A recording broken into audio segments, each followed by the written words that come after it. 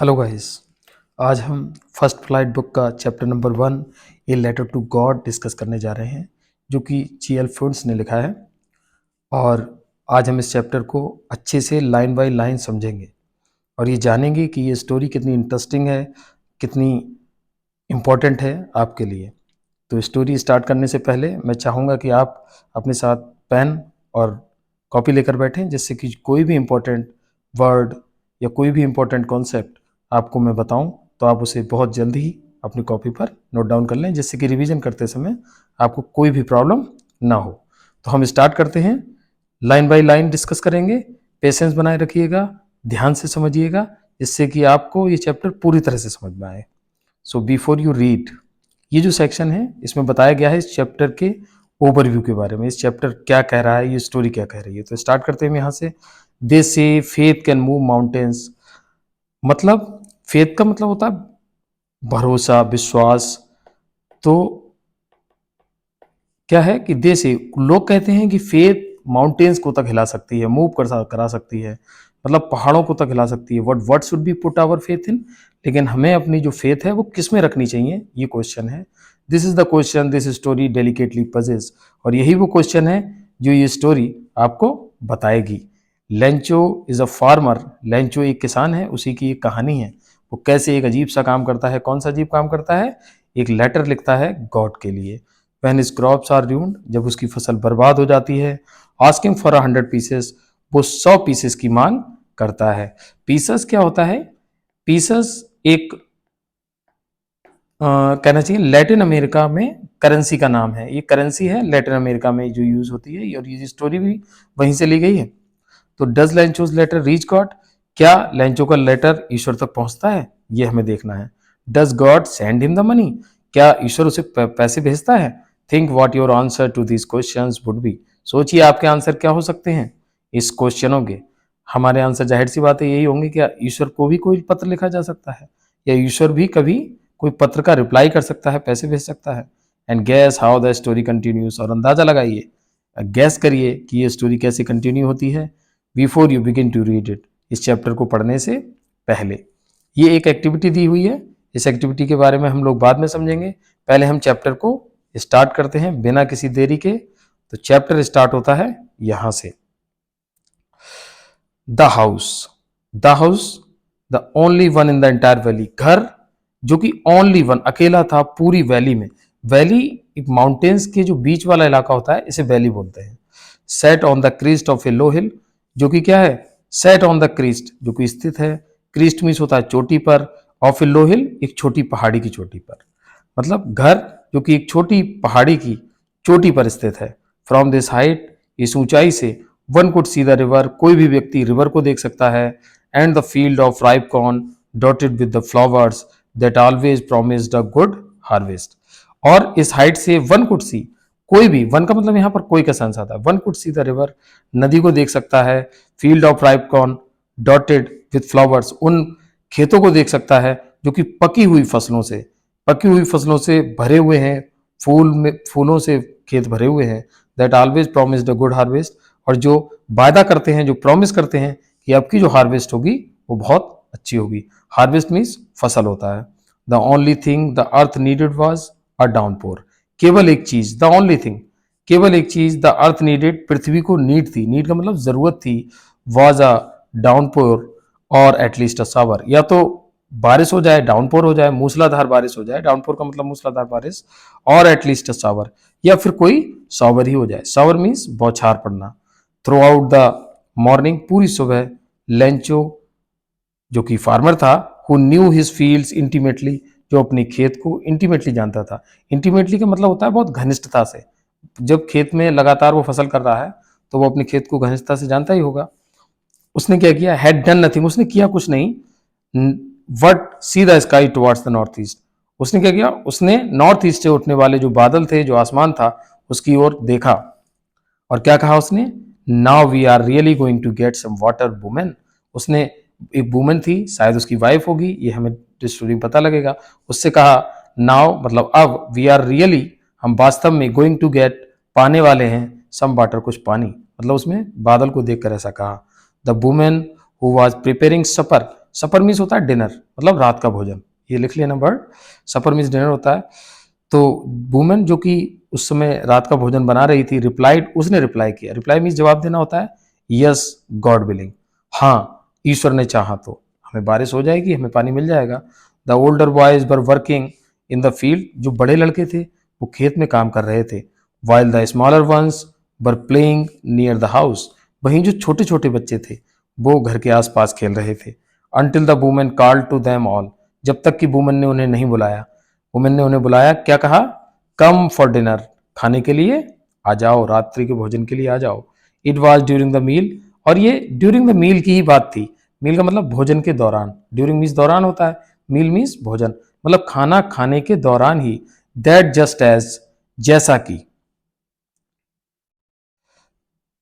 जैसा कि Lencho had predicted, जैसा कि लेंचो ने प्रेडिक्ट किया था, प्रेडिक्ट मीन्स होता है अनुमान लगाना, जैसा कि लेंचो ने अनुमान लगाया था, big drops of rain begin to fall, बड़ी बड़ी बूंदें बारिश की गिरने लगी, इन द नॉर्थ ईस्ट, और जो नॉर्थ मीन्स होता है उत्तर, और ईस्ट मीन्स पूरब, जो उत्तर पूरब से उठने वाले जो ह्यूज माउंटेन्स ऑफ क्लाउड्स थे, मतलब बादलों के जो पहाड़ों जैसे बादल थे, कुड बी सीन अप्रोचिंग, उन्हें देखा जा सकता था अप्रोचिंग करते हुए, अप्रोच मीन्स अपनी ओर आते हुए, जहां ये लेंचो था उस ओर आते हुए, कभी कभी हम देखते हैं बरसात के मौसम में बादल को चलते हुए हमें नजर आता है, तो बादल अपने साथ पानी भी लेके आता है, तो वैसा ही कुछ सीन था। द एयर वॉज फ्रेश, हवा बिल्कुल ताजी थी, एंड स्वीट, और बड़ी मधुर थी। The man went out for no other reason, और जो मैन मतलब लेंचो जो था वो बिना किसी रीजन के वेंट आउट, बाहर की ओर आया, then to have the pleasure of feeling the rain on his beat body, क्यों आया, ताकि वो अपने शरीर पर बारिश की बूंदों का आनंद ले सके, प्लीजर ले सके, प्लीजर मीन्स आनंद होता है। एंड व्हेन ही रिटर्नेड, और जब वो वापस लौटा, ही एक्सक्लेम्ड, वो खुश होकर या चकित होकर उसने कहा, दीज आरंट रेन ड्रॉप्स, ये बारिश की बूंदें नहीं हैं, फॉलिंग फ्रॉम द स्काई, जो आसमान से गिर रही हैं, दे आर न्यू कॉइन्स, बल्कि ये नए नए सिक्के हैं। The big drops are 10 cent, जो बड़ी बूंदें हैं वो 10 सेंट की हैं, 10 सेंट पीसेस हैं, और जो छोटी बूंदें हैं लिटिल वंस हैं वो 5 की हैं। जैसे देखिए, जब कभी हमारे खेतों को, जब फसल को पानी की ज़रूरत होती है तो किसान पानी लगाने के लिए बहुत सारे पैसे खर्च करता है, और जब पानी ईश्वर दे या बारिश के रूप में उसे प्राप्त हो तो उसके लिए तो वो पैसे ही बरसते हैं। That is the same circumstances that Lencho so, देखिए यही वो मतलब समान परिस्थितियां थी जो लेंचो दिखाता है यहाँ पर। फिर देखिए, विद अ सेटिस्फाइड एक्सप्रेशन, अपने संतोषजनक एक्सप्रेशन के साथ, मतलब उसे शांति मिलती है कि बारिश हो गई और हमारे खेतों को बारिश की जरूरत थी। ही regarded the field of ripe corn with its flower, उसने अपने फूलों को ध्यान में रखते हुए, जो कि draped in a curtain of rain, जो कि क्या हुए थे, बारिश से एक तरीके से ड्रैप थे, ड्रैप मीन्स होता है ढकना, ढके हुए थे। बट सडनली, उसे मतलब एक संतुष्टि प्राप्त हो रही थी कि अब हमारे खेतों को जिस चीज की जरूरत थी वो मिल रहा था, लेकिन अचानक, but suddenly a strong wind begin to blow, एक तेज हवा चलना स्टार्ट हो गई, and along with the rain, और बारिश के साथ साथ very large hail stone, hail stone means होता है ओले, ओले आपने देखा होगा, छोटे छोटे ओले गिर जाते हैं, तो that is hail stone. Hail stone begin to fall, begin means हो गया शुरू हो गए, फॉल मीन्स गिरना, बड़े बड़े ओले गिरना शुरू हो गए।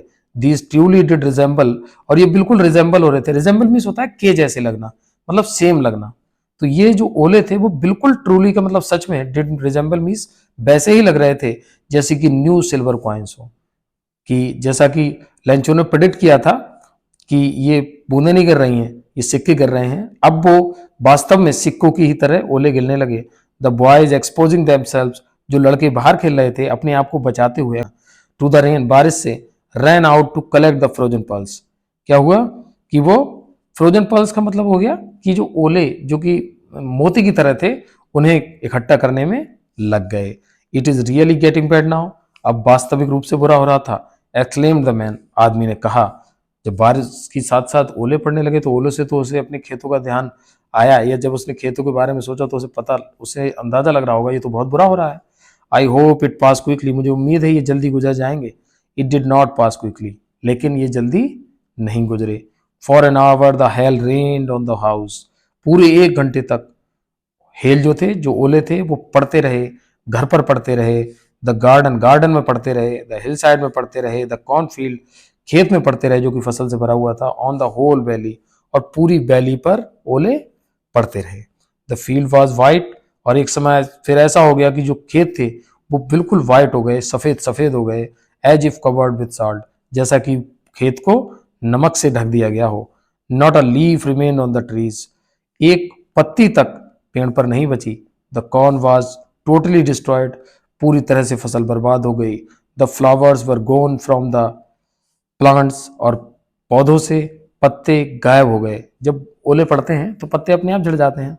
Lencho soul was filled with sadness, और लेंचो की जो साउल थी, साउल का मतलब आत्मा, वो पूरी तरह से दुख से फिल हो गई, दुख से भर गई। सैडनेस मीन्स दुख होता है। When the storm had passed, जब तूफान गुजर गया, स्टॉर्म मीन्स तूफान होता है, पास्ट मीन्स गुजरना। He stood in the middle of the field, वह अपने खेत के बीच में खड़ा था। And said to his sons, और अपने बेटों से कह रहा था, ए प्लेग ऑफ लोकस्ट, ये plague of locust, plague means होता है ग्रुप, मान लीजिए आप, ग्रुप का मतलब एक समूह, झुंड। लोकस्ट मीन्स होता है टिड्डी, मतलब एक टिड्डी का समूह भी वुड, क्या कह रहा है कि a plague of locust would have left more than this, उसने भी इससे ज्यादा छोड़ दिया होता। यदि एक टिड्डी दल भी आ जाता हमारे खेतों को, अगर कीड़ा भी लग गया होता, तब भी वो इससे ज्यादा हमें मिल जाता। The hell has left nothing, लेकिन हेल ने तो हमारे लिए कुछ नहीं छोड़ा, ओलो ने तो हमें पूरी तरह से बर्बाद कर दिया। This year we will have no corn, इस साल हमारे पास कोई फसल नहीं होगी, कोई अनाज नहीं होगा। That night was a sorrowful one, आप अंदाजा लगाइए, जिस फसल के लिए हम किसान 6 महीने से तैयार करता है, अगर वो अचानक बर्बाद हो जाए तो वो रात कितनी सॉरोफुल होगी। All our work for nothing, हमारा जो भी वर्क था वो नथिंग हो गया, जितनी भी हमने मेहनत की थी वो सब बर्बाद हो गई। There is no one who can help us, और ऐसा कोई भी व्यक्ति नहीं है जो हमारी मदद कर सके। We will all go hungry this year, और हम इस पूरी साल भूखे रहेंगे। How sorrowful the condition is, कितनी दुख भरी ये कंडीशन थी। अब आगे पढ़ते हैं। What in the hearts of all, लेकिन सबके दिल में, who lived in that solitary house, solitary means होता है अकेला, जो उस अकेले घर में जितने भी लोग रह रहे थे, इन the middle of the valley, उस वैली के मिडिल में, उस घाटी के बीच में जो घर था, उस घर में जितने भी लोग रह रहे थे, there was a single hope, उन सब के लिए एक उम्मीद थी, हेल्प फ्रॉम गॉड, ईश्वर की मदद। जब हमें किसी की मदद नहीं दिखती तो हम अक्सर ईश्वर की ही मदद लेते हैं, और वही उन लोगों को दिख रही थी।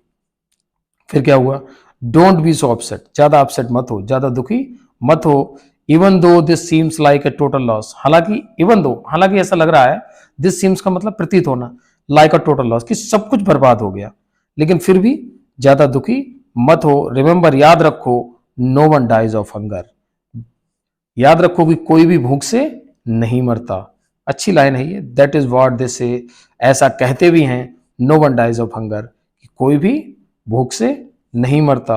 All through the night Lencho thought only his one hope, पूरी रात लेंचो को केवल अपनी एक ही होप थी, वो भी कौन सी होप, कौन सी आशा, द हेल्प ऑफ गॉड, ईश्वर की मदद की।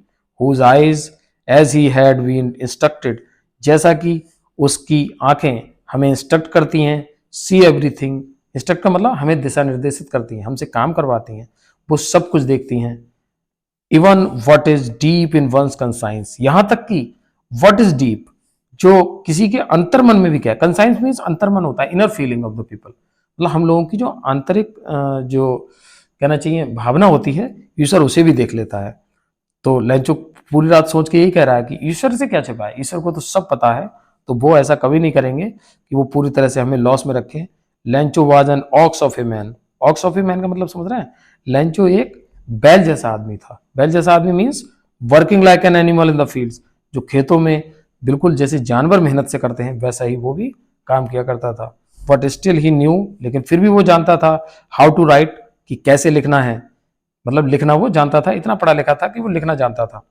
द फॉलोइंग संडे, अगले इतवार, एट डे ब्रेक, दोपहर के समय, he began to write a letter, उसने एक लेटर लिखना शुरू किया, which he himself would carry, जिसे वो खुद अपने साथ ले जाएगा, टू टाउन, टाउन में, and place in the mail, और उसे मेल कर देगा। It was nothing less than a letter to God, और वो था क्या, वो कुछ नहीं था, केवल एक लेटर था ईश्वर के लिए, ए लेटर टू गॉड। अब उसने उसमें लिखा क्या ये देखने हमें, गॉड ही रॉट, उसने लिखा ऊपर तो गॉड मतलब ईश्वर, if you don't help me, यदि आप मेरी मदद नहीं करते हो, my family and I will go hungry this year, मेरा परिवार और मैं इस पूरे साल भूखे रहेंगे। आई नीड 100 पीसेस, मुझे 100 पीसेस की जरूरत है। 100 पीसेस मतलब एक तरीके से अगर आज के परिवेश में कहा जाए तो 1 लाख रुपीज, अगर सपोज करिए इंडिया के कॉन्टेक्स्ट से लिया जाए तो ये 1 लाख रुपीज की उसने मांग की, जिससे कि वो पूरा एक सीजन जब तक फसल दोबारा से हो वो जिंदा तो रह पाए। In order to sow my field, और उसने 100 पीसेस की मांग की जिससे कि वो अपने फील्ड को दोबारा शो कर पाए, दोबारा बो पाए again, and to live until the crop comes, और तब तक जब तक कि फसल धो ना जाए तब तक वो जिंदा रह पाए।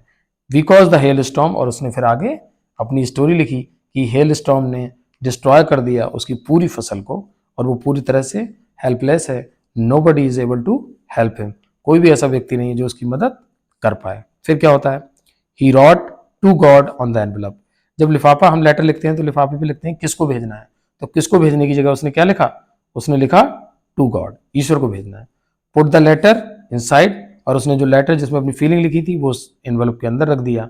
एंड स्टिल ट्रबल्ड, और अभी भी हल्का सा परेशान लग रहा था। वेंट टू टाउन, टाउन को गया। At the post office, post office गया। He placed a stamp on the letter, और लेटर पर जो डाक टिकट लगता है जिससे कि लेटर पहुंच जाए वो टिकट लगाया। And dropped into the mail box, और जो मेल बॉक्स होता है जो एक तरीके से लेटर डालने का एक बक्सा टाइप होता है जिसमें ऐसे करके हम लोग लेटर डाल देते हैं, तो वो उसमें इसने लेटर को पोस्ट कर दिया। फिर क्या होता है, one of the employees who was a postman, कई सारे एम्प्लॉय होते हैं पोस्ट ऑफिस में, उनमें से एक एम्प्लॉय जो कि एक पोस्टमैन था and also help at the post office, और जो कि पोस्ट ऑफिस में भी मदद किया करता था।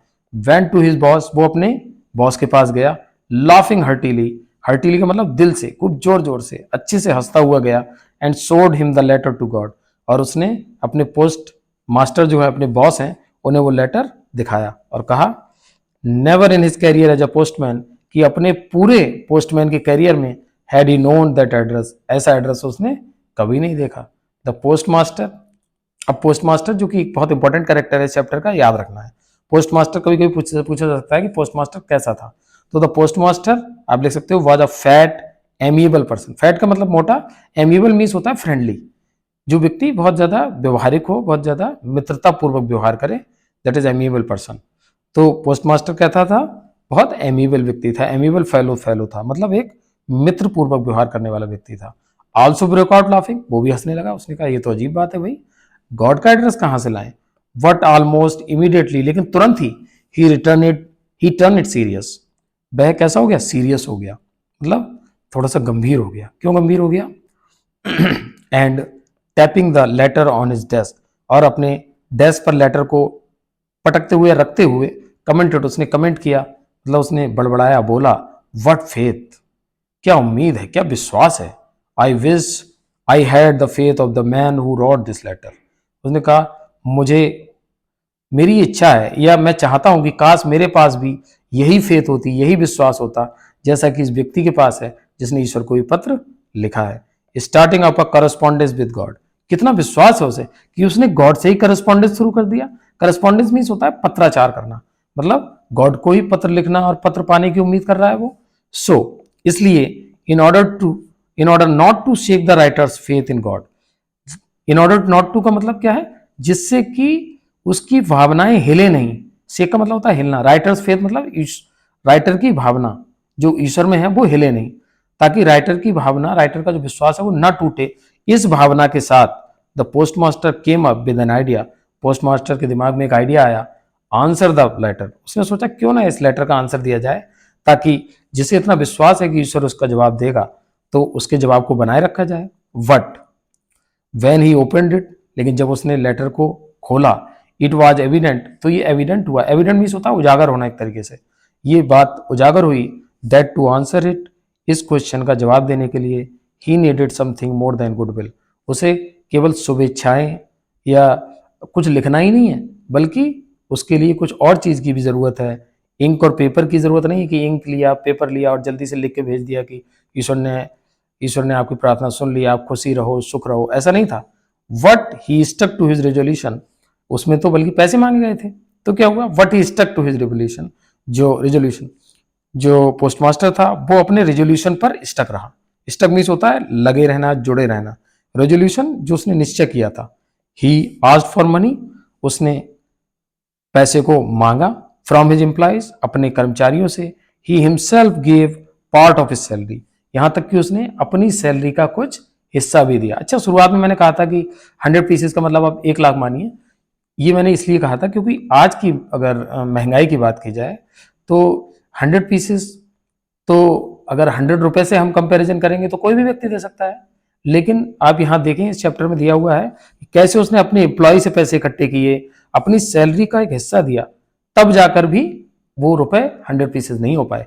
इसका मतलब उस समय के 100 पीसेस आज की महंगाई के 1 लाख रुपए, जो मैं समझता हूँ।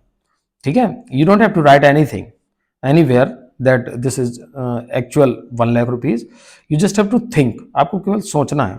ओके, एंड सेवरल फ्रेंड्स, और फिर क्या होता है, फिर and several friends of his were obliged to give something, और ऐसे उसके बहुत सारे दोस्त थे जिन्होंने एक एक्ट ऑफ चैरिटी के रूप में, मतलब दया के रूप में उसके लिए उसकी मदद की और उसे पैसे इकट्ठे किए उसके लिए। फिर क्या होता है, it was impossible for him to gather together the 100 pieces, लेकिन फिर भी इतना सब करने के बाद भी उसके लिए इम्पॉसिबल था, यह असंभव था कि वो एक साथ 100 पीसेस इकट्ठे कर पाए, यानी इतने रुपए इकट्ठे कर पाए। So he was able to send the farmer only little more than half. So इसलिए या अंततः ही वॉज एबल, वह इस योग्य था कि वो भेज पाए फार्मर को only little more than half, आधे से कुछ ज्यादा। अब आधे से कुछ ज्यादा ये लास्ट में बताया गया कितने पैसे पहुंचे थे। He put the money in an envelope, उसने पैसे को एनवलप में रखा। एड्रेस टू लेंचो, लेंचो का एड्रेस डाला। And with it a letter containing only a single word as a signature God, और उसने गॉड के सिग्नेचर के रूप में केवल एक ही बात लिखी उस लेटर में, वो लिखा गॉड, जिससे कि लेंचो को लग सके कि ये लेटर ईश्वर ने उसे खुद भेजा है। तो ये यहां से अब पढ़ेंगे आगे, जब उसने लेटर वो भेज दिया उसके बाद क्या होता है, क्योंकि उसके बाद समझना है स्टोरी क्या कहती है। यहां से बहुत इंटरेस्टिंग पार्ट शुरू होता है इस स्टोरी का। क्या होता है, द फॉलोइंग संडे, मतलब अगले रविवार को, Lencho came a bit earlier than usual to ask if there was a letter for him. अगले संडे लेंचो थोड़ा सा अर्लियर आ गया था, थोड़ा सा जल्दी आ गया था पूछने क्या उसके लिए कोई लेटर है। देखिए फेथ की भी एक्सट्रीमिटी है यहाँ पर, कहा मैं कहूंगा, क्योंकि उसने लेटर भेजा तो उसे बिल्कुल भरोसा था कि लेटर उसका आएगा और ईश्वर उसकी मदद करेंगे। यही होना भी चाहिए, और मैं मानता हूं कि इतना विश्वास हर किसी के व्यक्ति के पास नहीं हो पाता, लेकिन लेंचो के पास था और तभी उसकी मदद भी हुई। फिर क्या हुआ देखिए, it was the postman himself who handed the letter to him, और चूंकि उसमें पैसे थे तो पोस्ट मास्टर ने पोस्टमैन से कहा कि तुम खुद अपने हाथ से उसे ये लेटर देना। तो पोस्टमैन हिमसेल्फ अपने आप आया उस लेटर को देने। While the postmaster experiencing the contentment of a man who has performed a good deed looked on from his office, और जो पोस्टमास्टर इसी दौरान, उसने तो ये लेटर दे दिया कि ये लेटर दे दो लेंचो को, और इसी दौरान वो एक्सपीरियंस कर रहा था। एक्सपीरियंस मीन्स होता है अनुभव करना, अनुभव कर रहा था कंटेंटमेंट को। कंटेंटमेंट मीन्स होता है संतुष्टि, सेटिस्फेक्शन, ये दे रखा है इसमें। ऑफ अ मैन, जो व्यक्ति अपने अंदर संतुष्टि महसूस कर रहा था, जिसने परफॉर्म किया था, एक काम किया था, एक गुड डीड की थी। गुड डीड का मतलब अच्छा काम, दयालुता काम किया। तो उसने सोचा मुझे कितनी संतुष्टि मिलेगी जब लेंचो को पैसे मिलेंगे, तो लेंचो कितना खुश होगा। Look down from his office, और वो अपने ऑफिस से लेंचो की ओर देख रहा था। फिर देखिए, Lencho showed not the slightest surprise on seeing the money, Lencho ने पैसे को देखकर बिल्कुल भी सरप्राइज नहीं किया, बिल्कुल भी सरप्राइज नहीं हुआ Lencho. Such was his confidence, ऐसा उसका विश्वास था, क्योंकि उसे पता था सरप्राइज तो वो होता जिसे उम्मीद नहीं होती, उसे तो उम्मीद थी कि ईश्वर मदद करेगा। वट ही बिकेम एंग्री, लेकिन वो गुस्सा भी हुआ। When he counted the money, जब उसने पैसे गिने तो गुस्सा आ गया भाई लेंचो को। God could not have made a mistake, God तो मिस्टेक कर ही नहीं सकता। Nor could he have denied Lencho, इतना विश्वास था, उसने ये कहा कि ना ही तो ईश्वर लेंचो को डिनाई कर सकता है व्हाट ही हैड रिक्वेस्टेड, जिसकी लेंचो ने रिक्वेस्ट की है। अरे ईश्वर मेरी बात को कैसे टाल सकता है, ये उसने सोचा। इमीडिएटली, तुरंत, Lencho went up to the window to ask for paper and ink, Lencho window पर गया और पेपर और इंक को मांगा। On the public writing table, और जहां पर बैठकर लोग लिखते थे लेटर, वहीं पर ही स्टार्टेड टू राइट, उसने लिखना शुरू कर दिया। With much wrinkling of his bro, उसकी जो ब्रो थी, ब्रो का मतलब होता है भौहें, भौहें पर उसकी सिकुड़न थी, मतलब कोई बहुत दिमाग लगाकर वो लिख रहा था, कोई चीज टेंस मुद्रा में वो लिख रहा था। caused by the effort he had made to express his ideas, और वो भुएं क्यों सिकुड़ रही थी? क्योंकि किस कारण? caused by का मतलब होता है के कारण, जो एफर्ट लगा रहा था वो अपने आइडिया को एक्सप्रेस करने में। when he finished, जब वो पूरी तरह से लिख लेता है, कंप्लीट कर लेता है, he went to the window to buy a stamp, वह विंडो पे आता है और एक स्टाम्प खरीदता है, मतलब टिकट खरीदता है, which he licked, उसे वो अपने जीप से लगाता है, क्योंकि उसमें चिपकने का थोड़ा सा कम होता है, तो उसने जीप से अपना थूक लगाता है। एंड देन अफिक्स टू, और उसके बाद उसे अफिक्स कर देता है। अफिक्स का मतलब होता है चिपका देना, उसके बाद उसे चिपका देता है। किससे चिपकाता है? एनवेलप को with a blow of his fist, मतलब अपने घूसे से, जब हम अपनी हथेली से चिपका देता है, हथेली के एक ब्लो से, ब्लो का मतलब प्रहार से। The moment the letter fell into the mail box, जैसे ही लेटर को मेल बॉक्स में वो डालता है, the post master went to open it, post master जल्दी से जाता है, सोचता है कि खोल के देखूं कि लेंचो ने मुझे धन्यवाद दिया होगा, कितनी खुशी मिलेगी। इट्स सैड, और उस लेटर को जब खोलता है तो लेटर क्या कहता है? God, Ishwar, of the money that I asked for, जो पैसा आई आस्क्ड फॉर का मतलब होता है मैंने आपसे मांगा था। ओनली 70 पीसेज रीच्ड मी, मेरे पास केवल 70 पीसेस आए हैं, और मैंने आपसे कितने आस्क किए थे? 100 pieces. Send me the rest, बचे हुए भी मुझे भेजिए। रेस्ट का मतलब होता है बचे हुए। Since I need it very much, क्योंकि I need it very much, मुझे इसकी बहुत जरूरत है। But don't send it to me through the mail, लेकिन इसे मेल के माध्यम से मत भेजना, because the post office employees are a bunch of crooks, Lencho. उसने कहा इसे मेल के माध्यम से मत भेजना, क्योंकि जो पोस्ट ऑफिस के जो एम्प्लॉय हैं वो सब क्या है? ए बंच ऑफ क्रूक्स हैं। ए बंच ऑफ क्रूक का मतलब बेईमानों का झुंड है। बंच मीन्स होता है ग्रुप, और क्रूक्स मीन्स बेईमान। एंड लास्ट में लिखता है वो लेंचो। तो देखिए ये स्टोरी कितनी इंटरेस्टिंग स्टोरी थी। इसमें एक कहावत जो कही जाती है, नेकी कर दरिया में डाल, वो कहावत चरितार्थ होती है। मुझे उम्मीद है आपको ये चैप्टर समझ में आया होगा। लाइन बाय लाइन मैंने कोशिश की इसे समझाने की। फिर भी यदि आपको कोई भी प्रॉब्लम हो, कोई भी क्वेश्चन हो आपके माइंड में जो चल रहा हो, आप मुझसे बेहिचक कमेंट बॉक्स में लिख सकते हैं, पूछ सकते हैं, या फिर मुझे फ़ोन करके, मैसेज करके पता कर सकते हैं। Thank you.